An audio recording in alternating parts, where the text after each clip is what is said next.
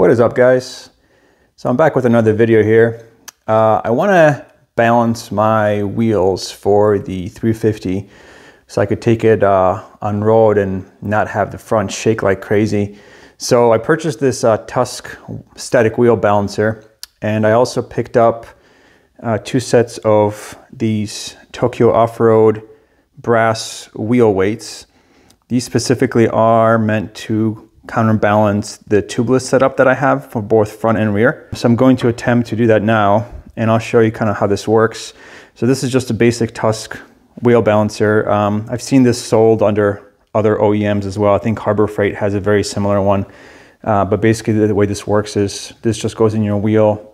These collars adjust, you know, both of them slide. This one locks it in place and then just kind of free spins.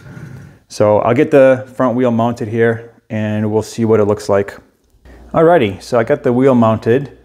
Basically this center spacer goes inside the wheel, and then these two on the outside prevent it from coming off of the bearings here. So basically the idea is, and you can see Tokyo Off-Road has a video on this too, you can bring the heaviest part of the wheel kind of 90 degrees, and this is what happens, right? So clearly it's pretty out of balance. And it'll continue to oscillate like this for quite some time. You know, this is a fairly cheap stand, but the bearings in here seem decent enough that they allow the wheel to move pretty freely. So I'm gonna kind of aid it here where I think it's gonna be settling, just to reduce the time here. So it's sort of right around here I think is going to settle. And so once it settles, what we're gonna do is we're gonna basically get the most vertical 2 spokes that are above the heaviest point, so that when those two are then rotated, they're going to counterbalance each other, right? So the idea is that this is going to even out the weight for the wheel and then reduce vibration at higher speeds. So I'm going to wait for this to settle a little bit, and then we'll go ahead and find the 2 spokes we need. Okay, it looks like the wheel stopped, and so the low pressure side, so that's the black cap, is basically 90 degrees, right? So the very, very bottom. So I think even without a wheel balancer, you can kind of guesstimate that the heaviest part of your tubeless wheel, assuming you have a KTM wheel, with, you know, this kind of spacing between the 2 tubeless valves, would be with the low pressure at the very bottom. And so to me, it looks like these 2 spokes here, or potentially these 2 here, would be a good fit.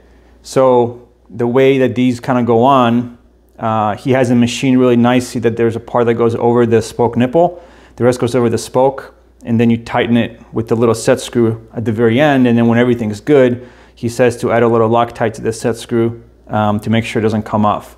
So I'm going to try to do that here on camera and see what that looks like. So we're going to go for, I think, this one and this one at first. Like I said, you can probably balance it out with these 2 if it's not as good as you wanted. So yeah, see, these just slide on. They kind of actually stay on their own, so maybe we're not going to use the set screw just yet to see what it feels like. Let me get the other one on there. There we go. And then we're gonna rotate this again to the heaviest point, which was right there, and see what happens. It's not quite right. It's better. So I'm going to play with this a little bit and see if I can get it to work a little better, because in theory, you should be able to rotate this wheel to any position and it shouldn't spin on its own. So it still feels like there's a little bit of heaviness sort of on this side. So let me play with that and I'll show you guys kind of where I end up. Okay, so after playing with this some more, I think this is probably going to be as good as it gets with just these weights. The Tokyo Off-Road product page for these brass weights does mention that to fine tune, you may need to still use some stick-on weights, but I'm pretty happy with where I'm at. I think, like this being the heaviest part, you can tell the wheel's not moving right now. It does move in some other directions a little bit. It still spins a tiny amount. So I still think there's a little bit of extra weight somewhere in here in terms of the balance, but this is going to be a big improvement over what I had, I think, in terms of front end vibration. These might work a little better on the rear, so we'll test that too.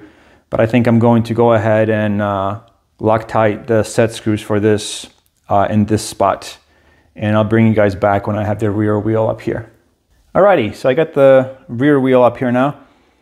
I let it settle a little bit, and just like the other one, the heaviest point seems to be just to the right of my low pressure valve here. So again, you would rotate it sort of 90 degrees, let it swing, and eventually settle down. So if you kind of help it out a little bit, it settles down roughly there. So I'm going to aim for one of these 4 spokes right here, or I should say 2, probably these 2 to begin with, and kind of see what happens. So I'll do this first try on camera.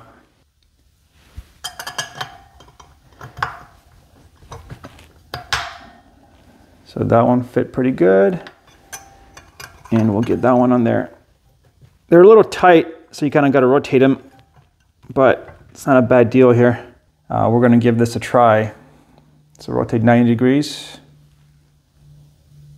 Yeah, still a little heavy. So I'll play with it a little bit more, and I'll see if I can get any better weight. It still might be the case that I'll have to use a little bit of wheel weight, but I don't think it's going to be that big of a deal. So let me bring you guys back when I figure out kind of which of these work the best. Alrighty, so I think I'm going to stick them on those 2 spokes. Unfortunately, these aren't as heavy as I think they should be. I tried multiple different locations, and it still has a bit of a heavy spot, you know, right around the tubeless setup. So I'm not sure if it's my tire being out of balance also in some way, or maybe something with my wheel, or maybe these really are meant to work in tandem with individual wheel weights. It's just you would have to have a lot of weights to counter the tubeless system. So this is a much easier solution for the majority of the weight. But I think I'm okay. It's not terrible. It still rotates, as you can tell, but it's not as fast as it used to. So I think I'll try this out. I'll see what happens. There is an alternative. Takamoto in the US also carries wheel weights. I tried theirs, but they're machined a little differently, and you kind of have to hammer them onto the spokes, which I didn't want to do. I should say onto the spoke nipples. And I ended up sending them back, but they did come in different lengths, meaning different weights. So I do wonder if that set will be a little bit easier to dial in for a wheel. But again, I just didn't feel comfortable kind of pounding them onto the spoke nipples, and these just slide down, and the set screw works really well. So in any case, I think it's money well spent still. Road ride is going to really tell me one way or the other how this feels, but as long as they stay on and don't fall off, then I think I'll be a happy camper, and hopefully I can start dual sporting the 350 a little bit more. Anyway, let me know your thoughts and comments below, and I'll see you in the next video.